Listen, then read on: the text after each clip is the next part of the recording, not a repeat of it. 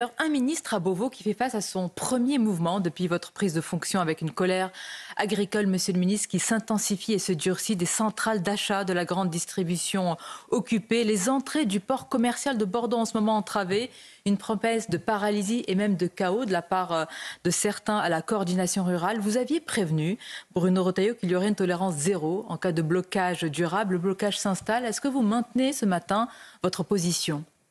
Bien sûr que je la maintiens. Je veux dire qu'aux agriculteurs, que je connais bien, je suis un enfant de la ruralité, je vis dans la ferme que mon grand-père avait achetée avant la guerre et mes amis sont beaucoup d'agriculteurs. Je connais leurs problèmes et je veux leur dire que leur cause, la cause de la colère, elle est parfaitement justifiée. On les a enfermés dans une incompatibilité terrible. On a laissé entrer sur le territoire des produits qu'on interdit de cultiver en France avec des molécules interdites. C'est-à-dire on suradministre, on bureaucratise, on leur met de plus de contraintes en France et en même temps, on laisse passer des produits du monde entier. Et ça, c'est pas supportable. Donc, colère légitime. Bien sûr, par contre, je suis ministre de l'Intérieur. Et donc ? Ma ligne, c'est l'ordre républicain. Je ne peux pas faire deux poids, deux mesures. Parce que si j'autorisais une profession à casser, à bloquer, à faire des atteintes aux personnes, alors ça ne tiendrait plus. Et je l'ai dit, d'ailleurs, vous avez pu observer qu'ils l'ont fait volontairement au boulot.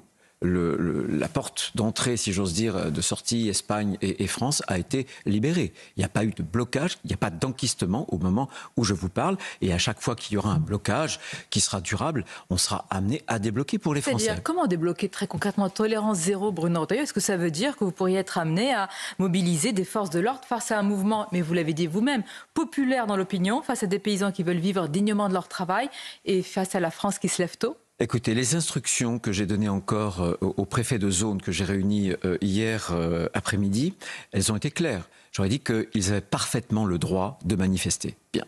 En revanche, qu'il y avait des lignes rouges, pas d'atteinte aux biens, aux personnes, pas d'enquistement. Quand je vois que sans doute un membre de la coordination rurale a brûlé, a enflammé dans une direction du territoire, la DTTM à Mont-de-Marsan, alors qu'il y avait du personnel à l'intérieur, ça n'est pas acceptable. J'ai demandé au préfet, la préfète l'a fait, que systématiquement, quand il y a ce genre d'action, eh bien, il y ait un signalement à la justice pour que les fautifs soient poursuivis. Donc, encore une fois, la cause est juste.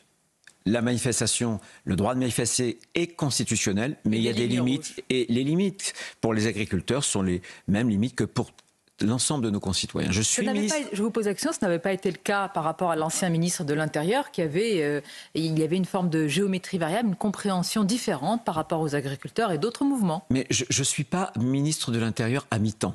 Je veux dire que quand on veut rétablir l'ordre républicain, on doit l'imposer avec des règles qui sont justes, une juste fermeté. Voilà, c'est tout. Et j'observe d'ailleurs qu'un grand syndicat agricole, je le vois bien, est responsable, mesure ses actions. De la FNSEA. Et j'avais rencontré d'ailleurs la semaine dernière son président Arnaud Rousseau pour donner les limites, évidemment.